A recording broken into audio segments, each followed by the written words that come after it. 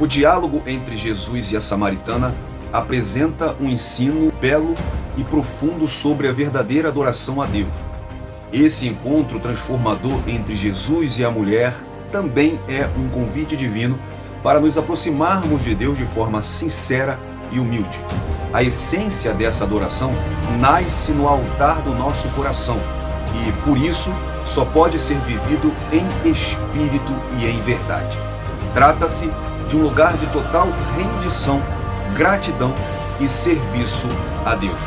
Essa lição nos encoraja a cultivar um relacionamento mais profundo com o Senhor. Eu sou Jonathan Cadiz e quero estudar com você mais uma lição da nossa Escola Bíblica Dominical.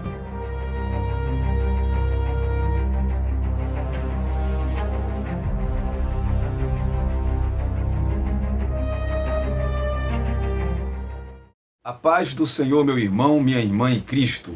Tudo bem com você? Espero que sim. Bom dia, boa tarde ou uma boa noite, a depender do horário que você está entrando com a gente aqui no canal Colégio do Discípulo, o canal onde todos nós somos alunos da Palavra de Deus. Nós estamos hoje aqui para estudarmos juntos mais uma lição do segundo trimestre de 2025, da lição da CPAD, da classe dos adultos. Estamos na lição de número 3, que irá ser ministrada no dia 20 de abril de 2025, dessa revista que tem por título E o Verbo se fez carne, Jesus sob o olhar do apóstolo do amor. Estamos, portanto, estudando sobre Jesus dentro da perspectiva joanina, dentro do escrito do Evangelho de João. Corre na descrição porque lá tem link com dinâmica, subsídios, link para ajudar a sua lição da Escola Bíblica Dominical. Tem link da revista de adulto, dos jovens, adolescente, pré-adolescente, todas as classes. Revista de professor e revista de aluno, tá? da classe dos adultos, assim como também o livro de apoio. Também tem um link das nossas redes sociais. Vai lá, segue a gente no Instagram, segue a nossa página no Facebook. Lá a gente também coloca os materiais que a gente usa aqui e muito mais, tá bom? Também tem um link do grupo no WhatsApp, o grupo Manual da EBD, um grupo que nós criamos para te ajudar, e tem muitos administradores lá para te ajudar, das lições da CPAD e também da Betel. Então corre lá, tem muita coisa boa para te ajudar. Você que está chegando aqui com a gente, mais uma vez, já é inscrito, já faz parte dessa família, muito obrigado, é um privilégio poder compartilhar com você o ensinamento das Escrituras, poder contribuir para a sua lição da Escola Bíblica Dominical. Dá o seu joinha, tá bom? Comenta aí com a gente. Você já é inscrito? Qual o seu nome? Qual a sua cidade? Qual a sua igreja? Comenta aí, vamos conversar. O que você entendeu dessa lição? Quais sugestões você dá pra gente? Comenta aí pra gente conversar um pouquinho. Você que não é inscrito, tá entrando a primeira vez, ou já entrou alguma outra vez, mas não se inscreveu, se inscreva no canal, tá bom? Ative aí o sininho, que aí você vai ter as notificações de cada material que a gente coloca aqui no canal. Sempre que tiver um vídeo novo, você vai ser avisado. Temos lives, temos vídeos de debates, temos vídeos... temos podcast aqui também disponibilizado, Papo de Crente, que nós falamos sempre de assuntos atuais. Temos muito estudo bíblico, muita coisa boa para você aqui no canal. Então ative o sininho para você ter a notificação sempre que nós colocarmos um material novo, um vídeo novo aqui no canal. Também deixa o seu like, comente, tá? Não deixe de comentar para que a gente possa saber a sua opinião. Deixe seu nome, deixe sua cidade, comenta um pouquinho sobre essa lição e também compartilhe esse vídeo, joga no grupo da sua igreja, coloca no grupo da Escola Dominical, manda para os seus amigos, ajuda o nosso canal. Quando você faz isso, você ajuda bastante, porque o YouTube ele vai entender, então, que os nossos conteúdos são de relevância, e ele abre mais visualizações pra gente, tá bom? Então você ajuda bastante a gente, tá? Dá um trabalho, a gente tem que pesquisar, estudar, editar para colocar aqui para você, então você também ajuda bastante a gente quando você faz isso, tá bom? Quero começar orando com você, orando pela sua vida, entregando ao Pai essa nossa lição. Então não me deixe orar sozinho, ore conosco em nome de Jesus. Pai, muito obrigado pela oportunidade de hoje, Pai, de podermos mais uma vez falar da Tua Palavra, de podermos mais uma vez estudar mais essa lição, Pai. Nos ilumina, nos ajuda, nos dá entendimento para falar da Tua Palavra, Pai. Abençoe nossa Escola Bíblica Dominical, abençoe os alunos, abençoe os professores, os superintendentes e agora essa pessoa que está assistindo, Pai. Abençoe, nos dá a iluminação do Teu Espírito para entendermos a Tua Palavra. É o que nós te pedimos nessa oportunidade em nome de Jesus. Amém. E juntos vamos sendo edificados pela Palavra de Deus.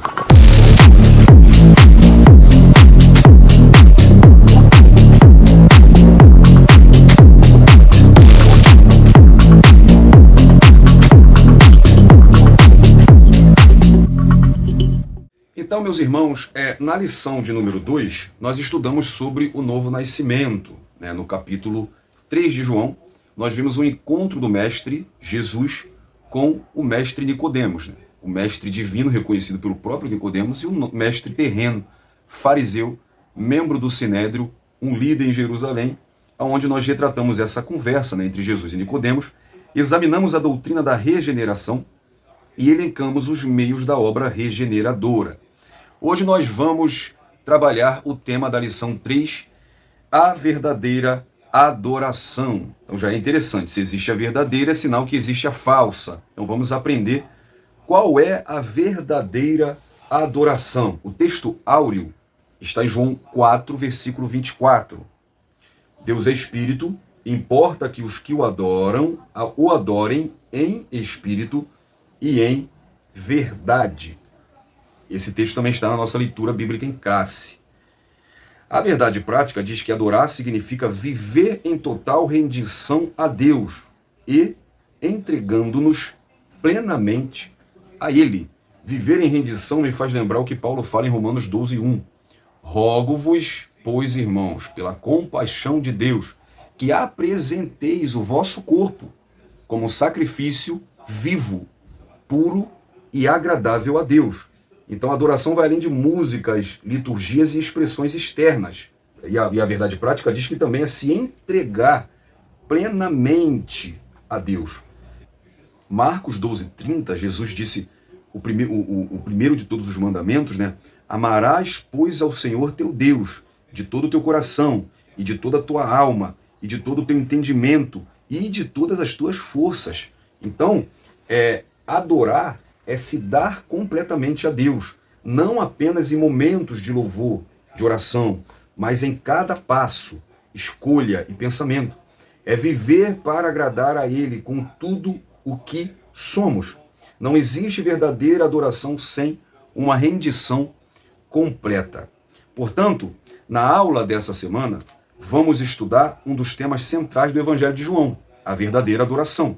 Veremos que por meio do diálogo de Jesus com a mulher samaritana, em João 4, do 23 e 24, observaremos que Deus busca os que o adoram em espírito e em verdade. Por isso, cabe a nossa reflexão, e você também, professor, a encorajar os seus alunos a viver a adoração como um estilo de vida, que glorifique, obviamente, o Senhor em todos os aspectos da vida. A nossa leitura diária, na segunda-feira, mostra a singularidade da adoração autêntica. 2 Coríntios 9, 12 e Filipenses 2, do 7 e também o 30. Terça-feira, diferenciando a adoração das práticas profanas. Números 25, 1 e 2 e Salmo 24, 3 e 4. Quarta-feira, a adoração está relacionada ao temor de Deus. 2 Reis 17, 25 e 28. Na quinta-feira, no Evangelho de João 15, 1 ao 8, vemos a adoração, vemos que a adoração envolve uma relação com Cristo e a igreja. Sexta-feira, o sentido da adoração no Novo Testamento. Hebreus 13, 15, Romanos 12, 1 e 1 Pedro 2, 5. E no sábado, o ensinamento de Jesus sobre a adoração. João 4, 23 e 24. A nossa leitura bíblica em classe se encontra no Evangelho segundo o relato de João, capítulo 4, versículo 5 ao versículo 7, também no versículo 9 ao versículo 10 e no versículo 19 ao versículo 24.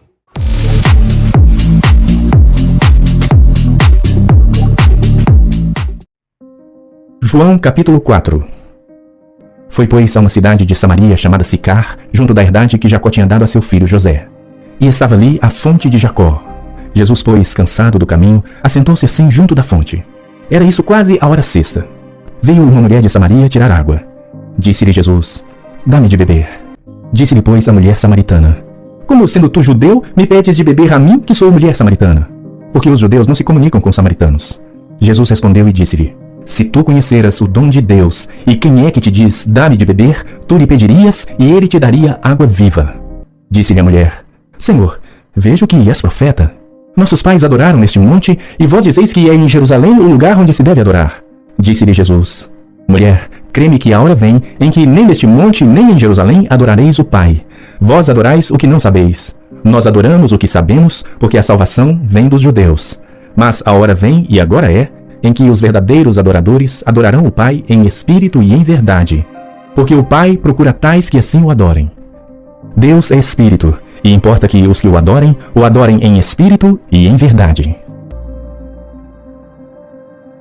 Então Jesus ele está atravessando a região de Samaria, algo incomum para os judeus, que geralmente evitavam o contato com Samaria.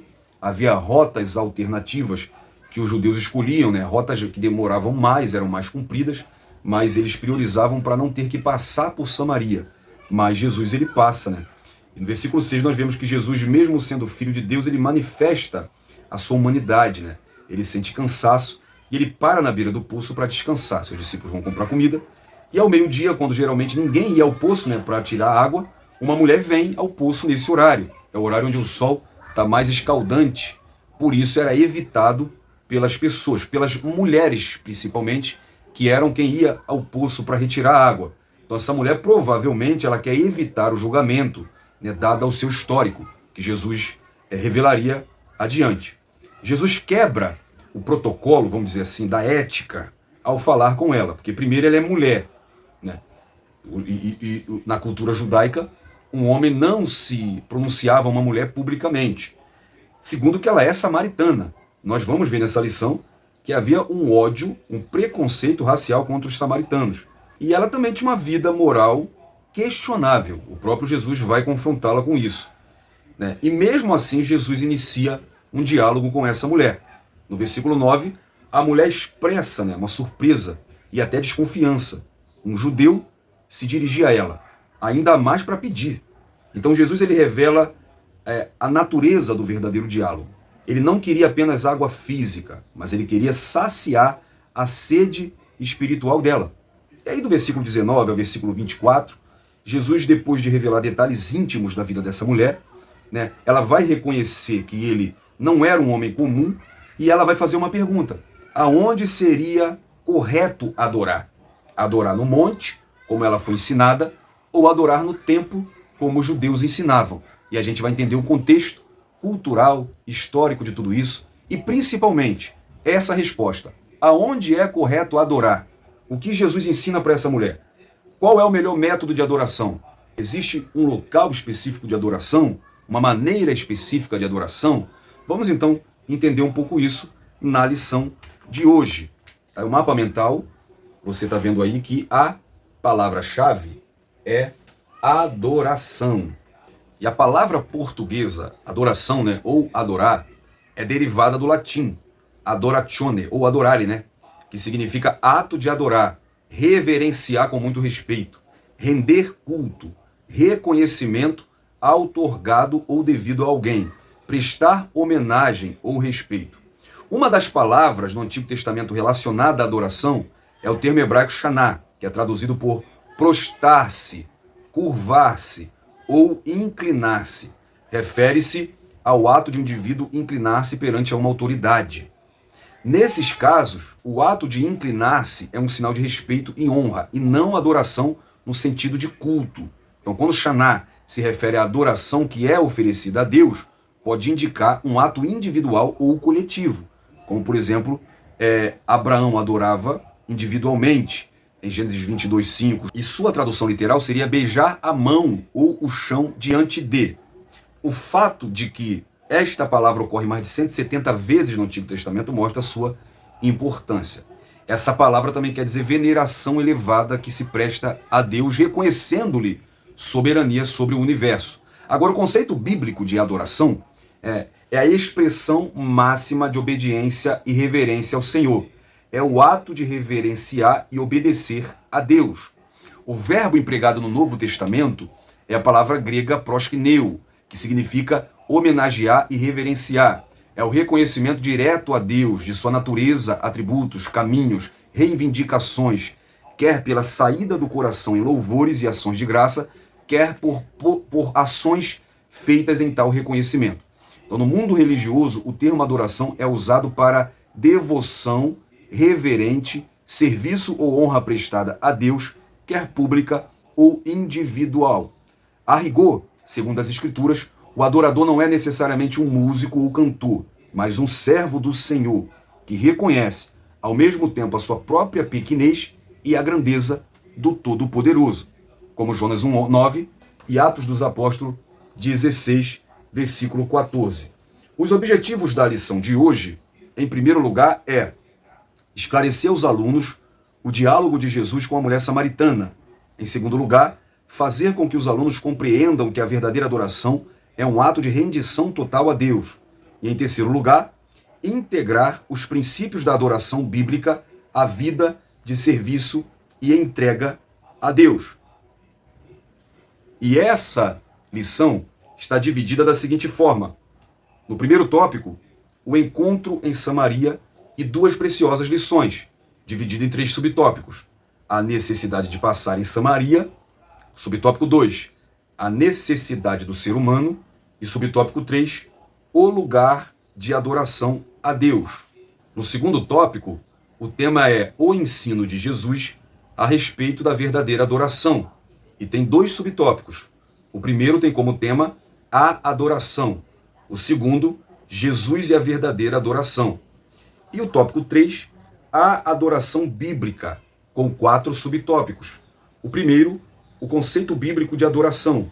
O segundo, a adoração como ato de rendição a Deus.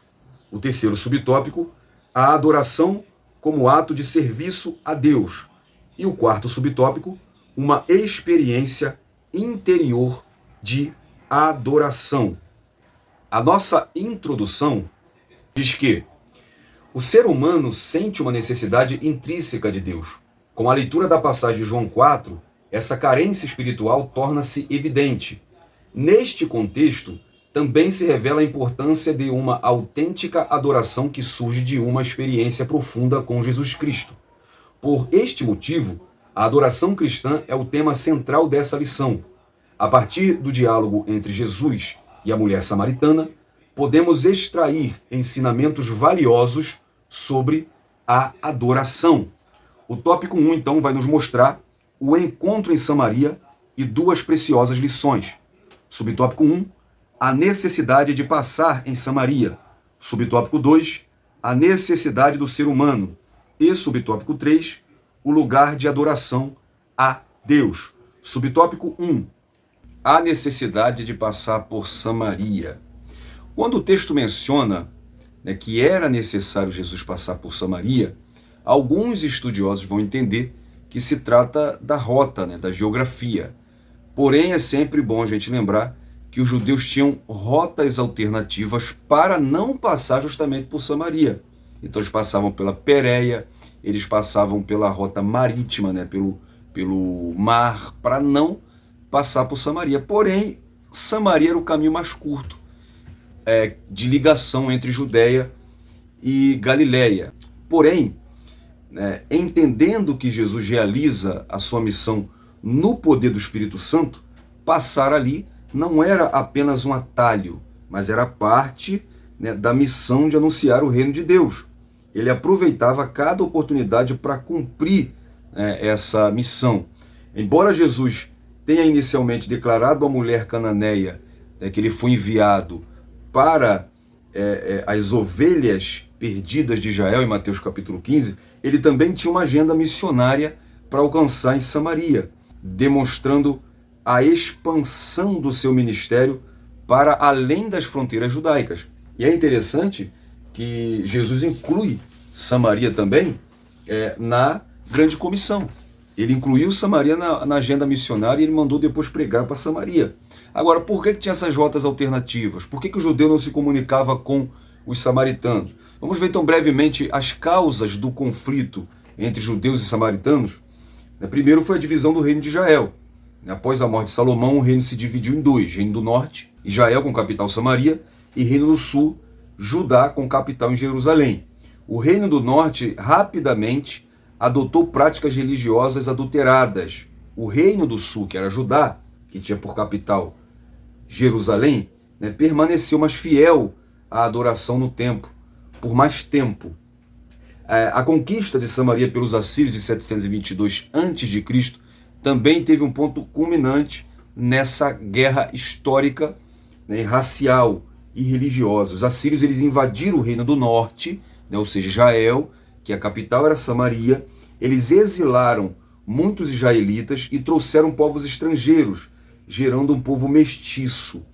Então, os judeus do reino do sul passaram a considerar os samaritanos como impuros e também apóstatas. Eles acabaram se casando com pagãos e formando raças mestiças, né? A rejeição na construção do templo, no século V a.C., quando eles retornam do exílio, os judeus se recusaram à ajuda dos samaritanos para reconstruir o templo, acusando eles de infidelidade. E em resposta disso, os samaritanos construíram seu próprio templo no Monte Gerizim. É por isso a pergunta da mulher samaritana. É o templo de Jerusalém que é válido ou o templo do Monte Gerizim, né?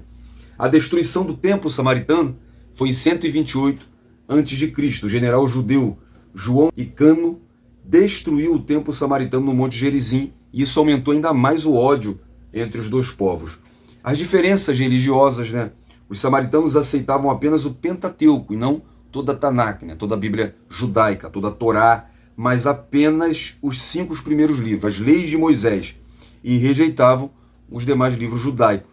E adoravam no Monte Gerizim e tinha a sua própria versão da Torá, né? Então, eles também, falando de diferença religiosa, não respeitavam a autoridade sacerdotal. Por isso, os samaritanos eram excluídos religiosamente. O preconceito mútuo no tempo de Jesus, né, mostra que os judeus eles evitavam os samaritanos e vice-versa. Jesus, no entanto, rompeu com essas barreiras ao conversar com a mulher samaritana e usar um samaritano também como exemplo de amor, na parábola do bom samaritano. Então, em segundo lugar, a necessidade do ser humano. Uma estratégia para se iniciar uma conversa, né, sempre é pedir, né, pedir um favor, pedir uma ajuda, né, pedir algo para alguém é uma boa estratégia para se iniciar uma conversa. E Jesus ele aproveita aquele momento que seus discípulos tinham ido comprar comida, ao meu ver também propositalmente, né, Jesus já foi ali para se encontrar com essa mulher e assim anunciar o reino de Deus para ela também. E para que os discípulos não atrapalhassem, Jesus permitiu que eles fossem comprar comida e ficou só. Prova disso é a visão dos discípulos quando eles voltam. Eles estão preocupados com comida. E Jesus fala, vocês estão preocupados com comida, mas eu tenho uma comida, né, que vocês não conhecem.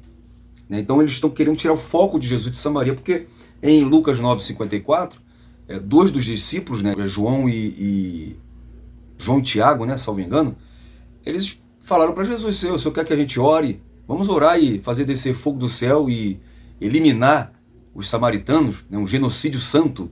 E Jesus fala, vocês não sabem de que espírito sois. Então, parece que Jesus, ele propositalmente, ele armou todo esse cenário.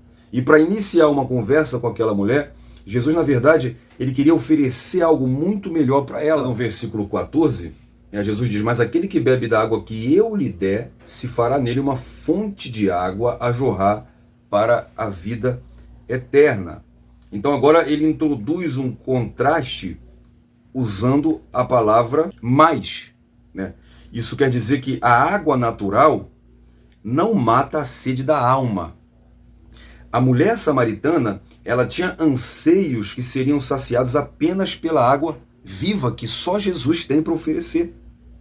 Numa terra quente, ao meio-dia, né, em que a água, e ainda mais uma água fresca, né, ou viva, era uma preciosidade, né, era necessária para a vida.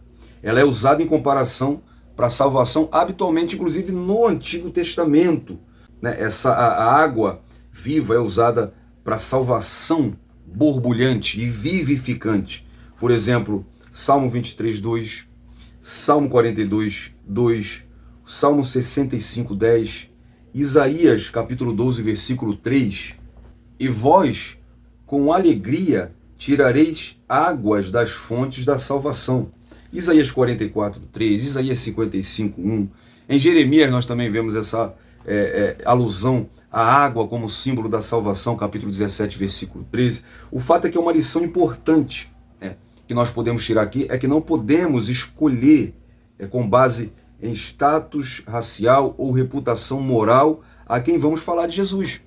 O mesmo Jesus que falou sobre salvação a Nicodemos, né, um príncipe conceituado, líder dos judeus, né, um teólogo, né, um fariseu, membro do Sinédrio, né, príncipe em sua comunidade, né, ele também falou para uma mulher pobre, rejeitada, à beira de um poço, com apenas um cântaro, com uma vida social duvidosa e ainda mais samaritana.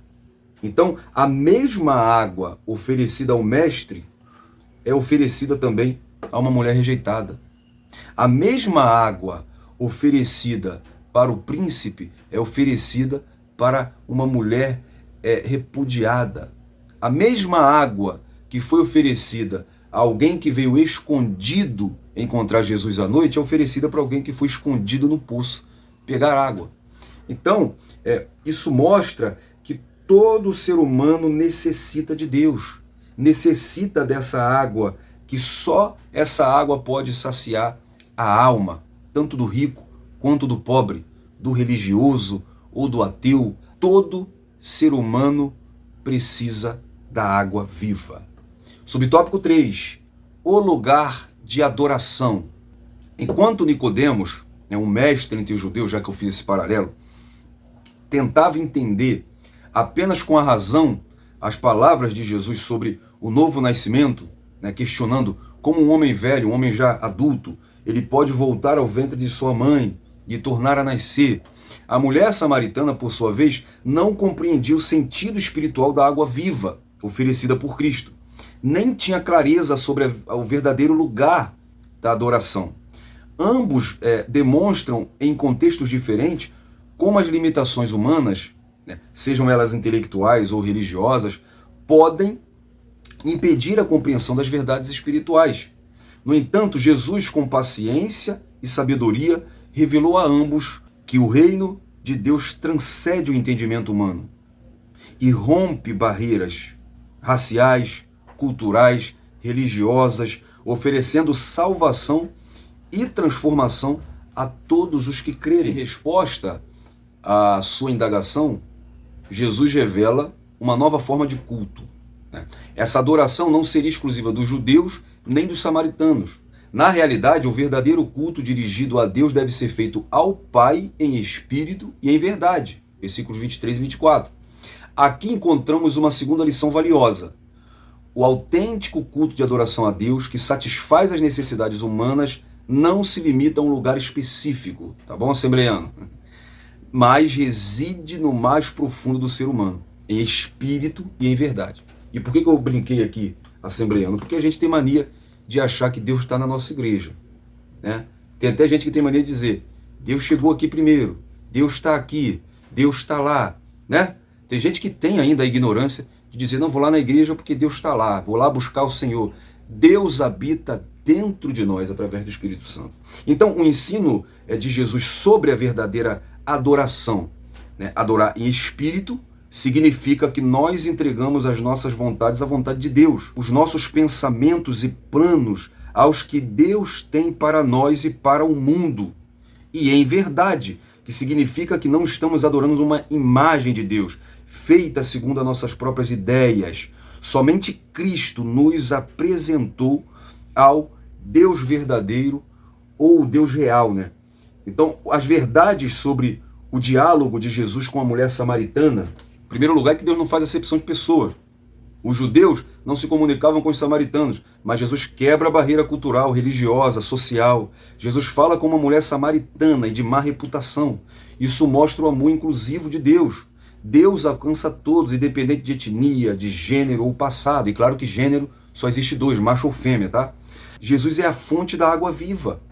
Então Jesus oferece água viva, que é símbolo da vida eterna e da satisfação espiritual completa. Só Jesus pode saciar a sede mais profunda da alma humana. A verdade confronta o pecado com graça. Jesus revela o pecado da mulher, mas sem condená-la. Ele expõe a verdade com amor. Deus nos ama como somos, mas nem sempre como estamos. Por isso, ele sempre nos confronta com a verdade para nos transformar. A quarta verdade é que a adoração verdadeira não depende de lugar. A mulher fala sobre o lugar da adoração, mas Jesus aponta para a essência da adoração, em espírito e em verdade. A adoração que agrada a Deus vem do coração e está fundamentada na verdade. Em quinto lugar, a quinta verdade é que Jesus se revela como o Messias. A mulher, ela fala do Messias e Jesus declara: eu sou, eu o que falo contigo. É a primeira declaração de Jesus pública que ele é o Messias. É a primeira vez que a Bíblia relata ele afirmando a alguém que ele é o Messias. Então olha que interessante. Primeiro, ela reconhece ele como um judeu, depois como profeta, depois ele mostra que é o Messias. Depois ela sai espalhando que ele é o Cristo. E aí, todos que se reúnem ali, todos os samaritanos, para ouvir Jesus, creem que ele é o Filho de Deus. Então, uma revelação gradual que vai aumentando. Então, Jesus ele é revelado para salvar tanto judeu quanto gentios. Em sexto lugar, quem é transformado por Jesus se torna um missionário. A mulher deixa o cântaro que ela tanto queria, ela não queria nem compartilhar com Jesus aquele cântaro. Era a única coisa que ela tinha no momento, era o que ela mais queria. Quando Jesus fala, me dê de beber, Jesus está falando, compartilha teu cântaro comigo. E ela não quer dividir o cântaro, mas agora, depois de Jesus, irmão, o cântaro não vale mais nada. Agora que ela tem a fonte da água viva, para que cântaro? Ela larga o cântaro para trás e ela sai anunciando. E é interessante a pregação da mulher samaritana. Vem ver aquele que me contou tudo o que eu fiz. Né? A pessoa ela tem tendência a esconder o pecado. Essa mulher sai gritando o pecado dela.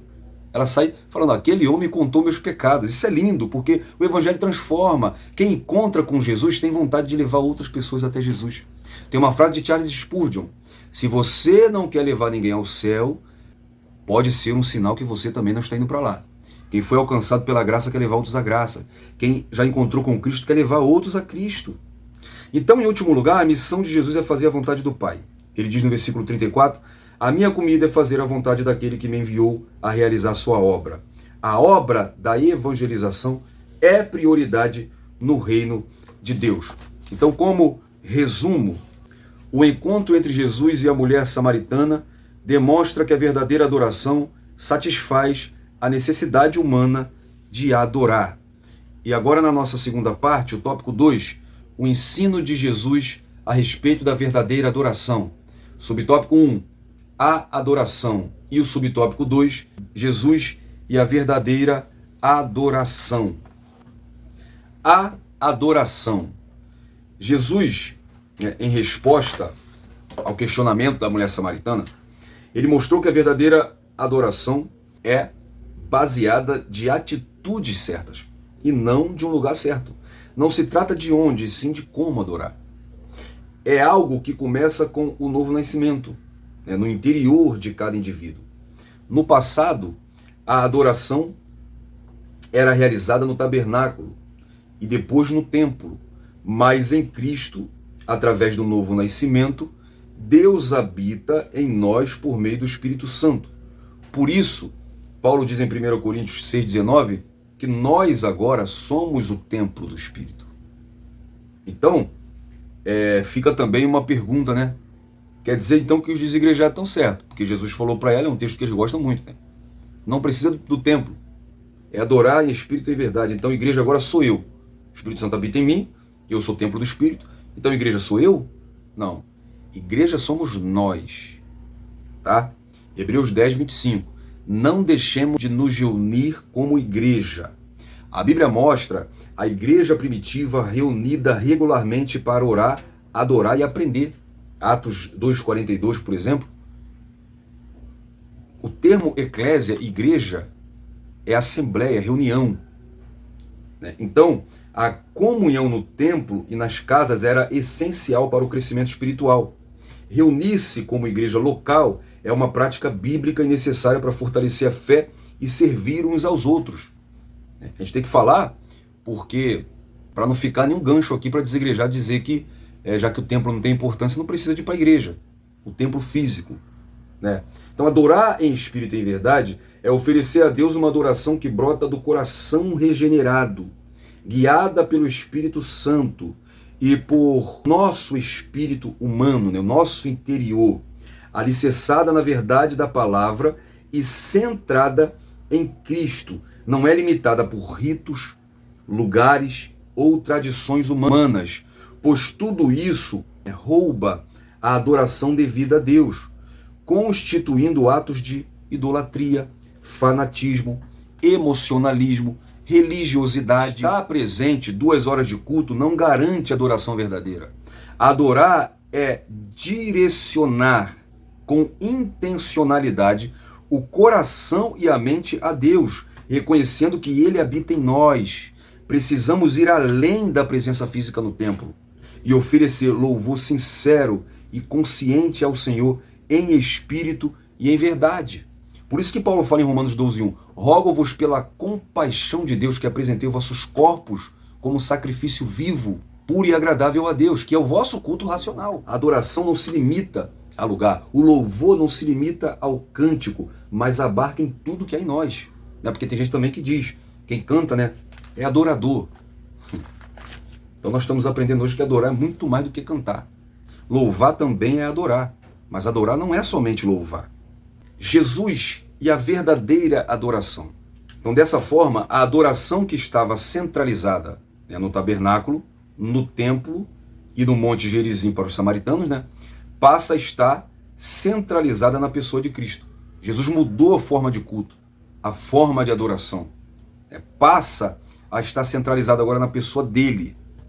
Todas as vezes que participamos da ceia do Senhor, lembramos da obediência de Jesus, do sofrimento de Jesus, da humilhação de Jesus, da morte de Jesus, da ressurreição de Jesus. Da ceia não é só para lembrar da morte, da ressurreição e da promessa de Jesus de voltar para aqueles que lhe pertencem. E esses que pertencem a Jesus não são identificados por pertencer a uma igreja local, ou por um cargo, ou por serviços prestados, mas por serem parecidos com Jesus, com nosso Senhor. Então nós precisamos lutar dia após dia para isso, para ter o fruto do Espírito gerado em nós, nos forjando, transformando o nosso caráter no caráter de Cristo, nos regenerando, e assim, em uma nova posição, nova natureza, podemos adorar a Deus em espírito e em verdade. Vamos ver então os locais de adoração no Antigo e no Novo Testamento. No Antigo Testamento, a adoração era centralizada em locais físicos, como o tabernáculo e mais tarde o templo em Jerusalém. A ênfase da adoração estava na presença de Deus, envolvia sacrifícios de animais, ofertas, incensos, rituais e festas. Tinha uma forte ênfase no sistema sacerdotal levítico. Os sacerdotes eram os mediadores entre Deus e o povo. Apenas o sumo sacerdote podia entrar no Santo dos Santos e só uma vez por ano. Então a adoração era expressa, muitas vezes por músicas, danças, jejuns, vestes sagradas, símbolos visíveis como a arca, o altar, etc. Tudo era feito com muita reverência e temor. A adoração muitas vezes era coletiva, com distinções claras entre o sagrado e o profano, entre o puro e o impuro. No Novo Testamento, Jesus rompe a centralização quando ele diz em espírito e em verdade. A adoração se torna descentralizada. Cada crente é o templo do Espírito Santo. 1 Coríntios 6,16. O sacrifício de Jesus substituiu todos os sacrifícios, conforme Hebreus 10, do 10 ao 14. A adoração passa a ser baseada na graça e não em rituais. Agora, todos os crentes são chamados de sacerdócio real. 1 Pedro 2,9. Temos acesso direto a Deus por meio de Jesus Cristo. Paulo diz isso a Timóteo, 1 Timóteo 2,5. Então a adoração no Novo Testamento inclui músicas, oração, comunhão, mas com ênfase na intimidade com Deus, sinceridade e transformação de coração. A adoração se expressa também em vida prática, como atos de justiça e amor. Romanos 12:1. A adoração é inclusiva e transcende barreiras étnicas, culturais e sociais. Agora, judeus e gentios estão unidos em Cristo como adoradores. Como resumo, a base da verdadeira adoração cristã reside na narrativa do Calvário, o sacrifício substitutivo de Jesus. No tópico 3, veremos então a adoração bíblica. Subtópico 1, o conceito bíblico de adoração. Subtópico 2, Adoração como ato de rendição a Deus. Subtópico 3, adoração como ato de serviço a Deus. E subtópico 4, uma experiência interior de adoração. O conceito bíblico de adoração. Saudade aqui de mostrar para você, da gente ler junto, a nossa declaração de fé. Vejamos então o que nós acreditamos como adoração. Página 143, sobre adoração, no capítulo 15. Cremos, professamos, ensinamos que a adoração é serviço sagrado, culto, reverência a Deus por aquilo que Ele é e por suas obras. Ao Senhor teu Deus adorarás e só Ele servirás. Mateus 4, 10. Seguimos o modelo bíblico da adoração cristã, sem nenhuma representação visual. Então o Senhor vos falou no meio do fogo. A voz das palavras ouviste, porém além da voz não vistes semelhança nenhuma. Deuteronômio 4:12. Aqui estão incluídas as coisas que estão nos céus e na terra, como manda o segundo mandamento do Decálogo. Isso se faz necessário considerando ainda a reverência a Deus. Deus é espírito e importa que os que adoram o adorem em espírito e em verdade. João 4:24. Assim, prestamos a nossa adoração e o nosso louvor em termos espirituais e imateriais, sem o uso de imagens de escultura ou de qualquer outro tipo de representação. Entendemos que a adoração é o nosso reconhecimento de que Deus é digno de ser adorado como resposta humana à natureza divina. O meu coração te disse a ti, o teu rosto, Senhor, buscarei. Salmo 27, verso 8. E aí no capítulo 2 mostra a adoração pública e a coletiva, né? No capítulo 1, perdão, no capítulo 2 a adoração individual e depois mostra elementos do culto, da oração e etc. Então é muito bom você, professor, ler sobre a adoração na declaração de fé, tá bom? Então, gente, adorar em espírito e em verdade, né, estão interligados, mas podemos definir que adoramos a Deus por quem Ele é, através de seus atributos. Como podemos adorá-lo se não conhecemos por meio da palavra? Jesus diz para a mulher samaritana, no versículo 22, vós adorareis o que não conheceis. Então, como eu posso adorar se eu não conheço? A adoração não tem valor sem a santificação. E a santificação, por sua vez, não terá valor se não resultar em serviços ao reino de Deus. Então, louvamos a Deus pelo que Ele é, pelo que Ele faz de forma geral. São esses, né, que Deus procura. E aí também fica interessante, né? Por que Deus procura? Será que Deus está no céu tentando adivinhar, achar quem é o verdadeiro adorador? Se Deus é onisciente, onipresente, onipotente, por que Deus tem que procurar? Vamos lá. O termo aqui para procurar é zetei, que é buscar ativamente, desejar intimamente, ou querer com propósito. Isso não quer dizer que Deus não saiba onde estão os verdadeiros adoradores, mas sim que Ele deseja esse tipo de adoradores. Ele se agrada desse tipo de adoradores. Ele não aceita qualquer adoração. E Ele procura os verdadeiros adoradores. Por quê? Porque se Ele procura os verdadeiros é porque tem os falsos adoradores. Então quando Jesus diz, o Pai procura, Jesus está dizendo, o Pai se agrada, o Pai deseja. É esse tipo de adoração que o Pai quer, tá bom? Para você não ficar achando que Deus fica procurando. Aí para você, crente, não tomar o lugar de Deus também e querer medir a adoração dos outros, né? É o Pai que procura, não é você ficar, não, fulano não adora. Tem crente, né? Assembleano tem essa mania. O cara é mais caladão, é mais na dele, no culto.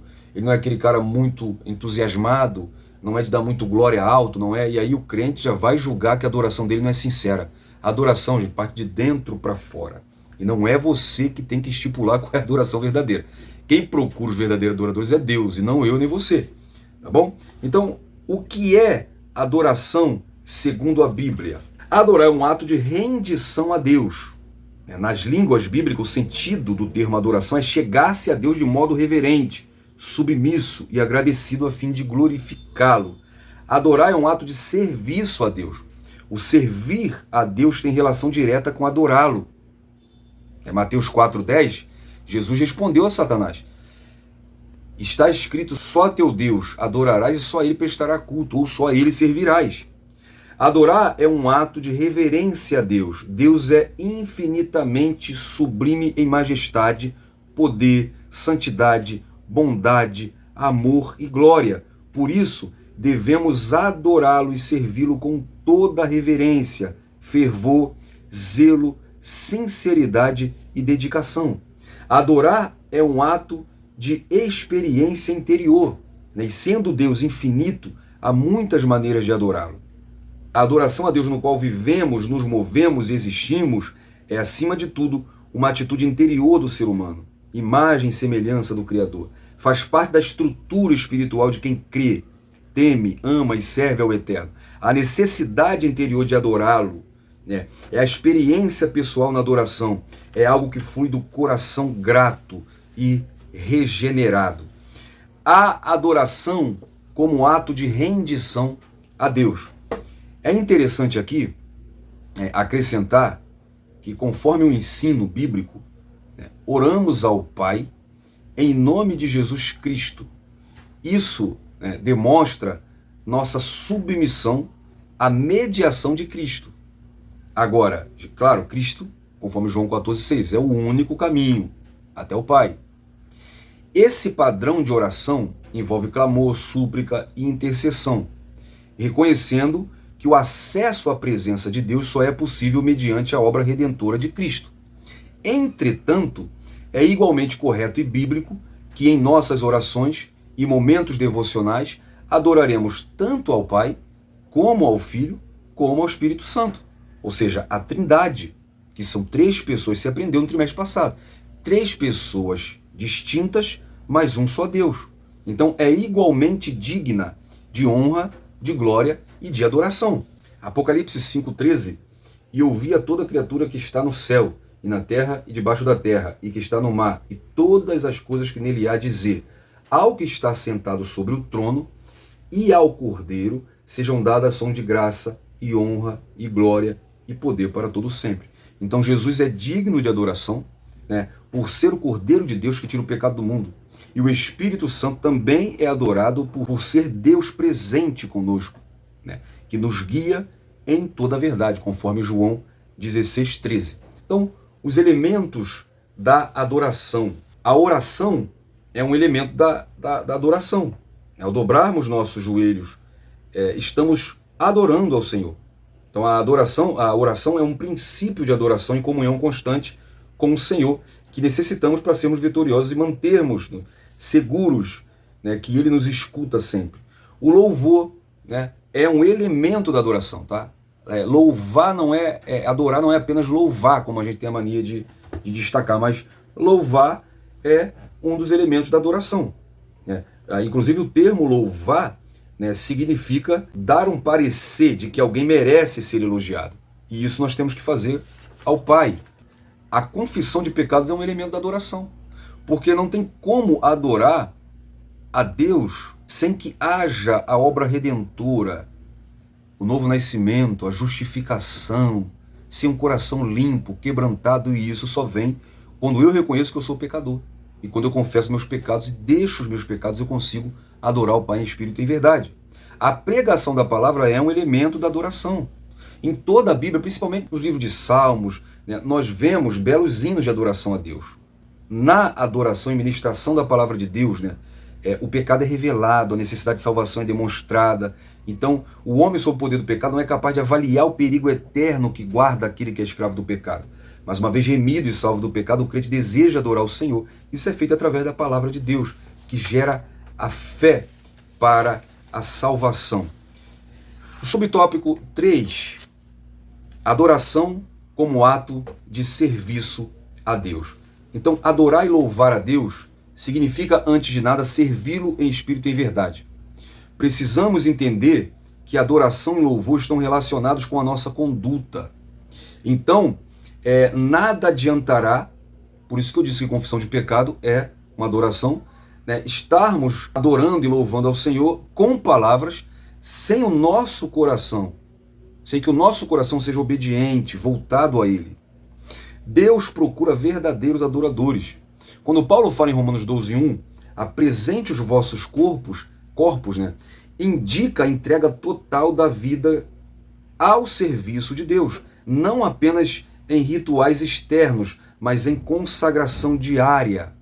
O sacrifício vivo que Paulo fala em Romanos 12 contrasta, né, com o sacrifício morto do Antigo Testamento, sendo agora uma entrega voluntária, contínua, santa, né, separada do pecado, e agradável, ou seja, aceita por Deus. Então é um chamado ao cristão para uma vida de dedicação total como resposta coerente à graça recebida.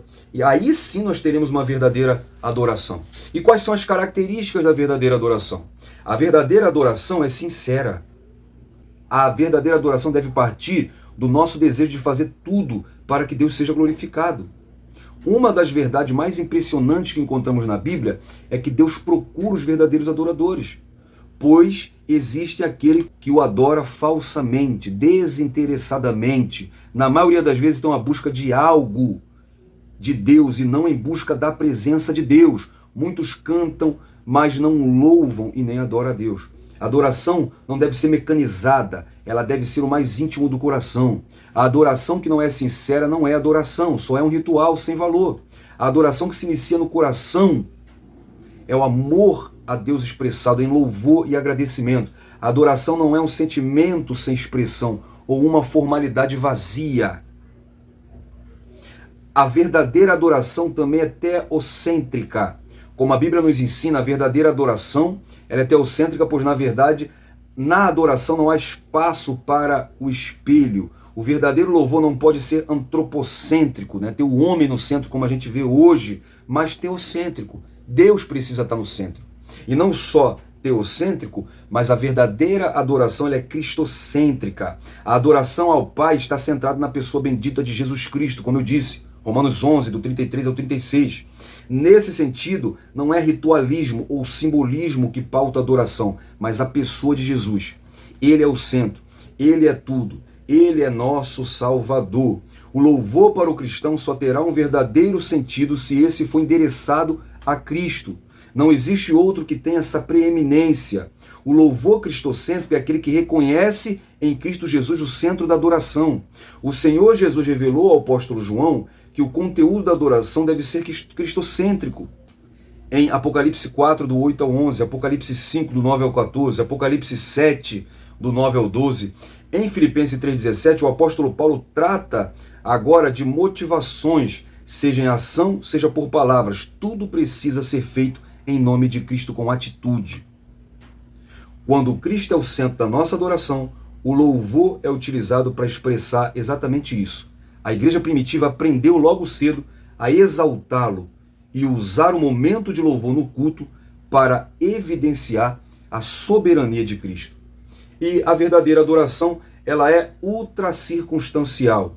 A verdadeira adoração vem do coração, não é só um ato exterior. A verdadeira adoração ao Senhor deve brotar de um coração pronto e agradecido. Salmo 57, 7. Que não adora apenas por momentos de abundância e felicidade, mas também nas horas de escassez e tristeza. Jó é um belo exemplo disso. Quando ele perde tudo, ele se prostra, ele rapa a cabeça, ele se veste com pano de saco e cinza, mas ele se prostra e adora. A adoração genuína, ela não depende da circunstância favorável. A adoração é um estado de que a consciência, onde se reconhece simultaneamente a grandiosidade de Deus e a efemeridade da condição humana. É a busca insaciável por mais da pessoa de Deus, sem nenhum interesse alheio a esse fim. Não é fácil se esquecer das lutas e dificuldades que enfrentamos no nosso dia a dia, em que muitas delas são embates tenebrosos contra o inimigo. Porém, o crente que confia e obedece ao Senhor aproveita esses momentos difíceis para adorar o Senhor em gratidão pelos grandes livramentos alcançados. Salmos 18, 3. Invocarei o nome do Senhor, que é digno de louvor, e ficarei livre dos meus inimigos. Quarto lugar, uma experiência interior de adoração. O Salmo 42, verso 2, diz: a minha alma tem sede de Deus, do meu Deus vivo. Quando entrarei e me apresentarei ante a face de Deus. Esse versículo, ele expressa profundamente o anseio espiritual do salmista, revelando uma sede interna, não por bênçãos, mas pelo próprio Deus. A metáfora da sede representa a necessidade vital que a alma sente de comunhão com o Senhor. Ao dizer Deus vivo, o salmista diferencia o Deus de Israel dos ídolos mortos das nações pagãs, reafirmando a sua fé no Deus que age, que fala, que se relaciona com o ser humano. É isso que nós temos que entender na nossa adoração. Nós adoramos um Deus vivo, que se relaciona conosco, que fala, que age.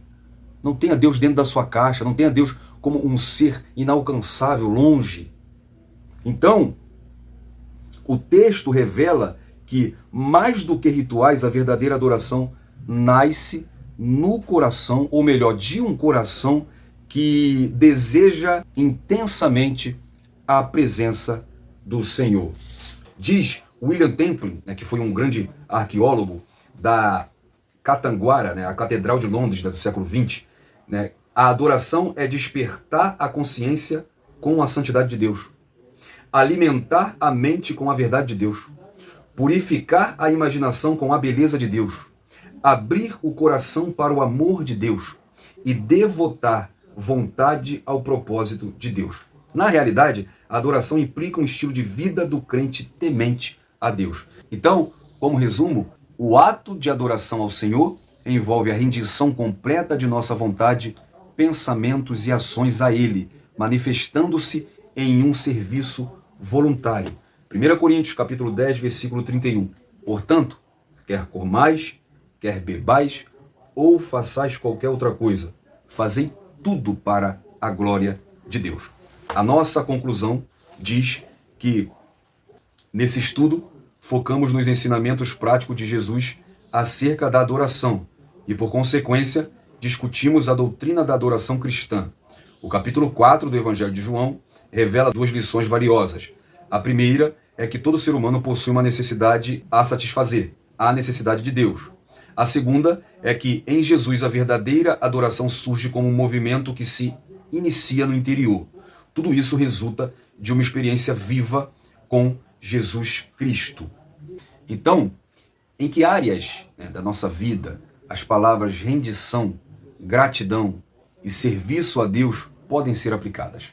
Essas palavras trazem consigo a expressão de uma adoração autêntica a Deus. A adoração em espírito e em verdade é um chamado a um modo de viver em que Deus é glorificado em tudo, em todas as ações, pensamentos e práticas. Então quero terminar adorando a Deus aqui em oração junto com você. Ore comigo, não me deixe orar sozinho. Pai, obrigado por essa lição maravilhosa de hoje, Pai. Nos ensina a te adorar em espírito e em verdade, a te adorar plenamente em nossas vidas, nas nossas ações, no nosso dia a dia, Pai, no nosso trabalho, no trânsito, na nossa vida pessoal. Em nome de Jesus, queremos te agradecer. Abençoe a cada um que ficou até aqui, aqueles que vão dar essa aula, ilumina, ajuda, em nome de Jesus, Pai. Abençoe a vida de cada um, em nome de Jesus. Amém. Eu quero agradecer pela sua presença, espero em Deus ter contribuído para a sua lição. Se Jesus permitir, eu espero contribuir com as demais lições. A próxima lição tem o título Jesus, o pão da vida. E querendo Deus, eu quero contribuir com você também com essa lição. Não perca aqui no canal, assista também o vídeo do nosso questionário. Fique na paz, Deus abençoe sua vida. Um abraço.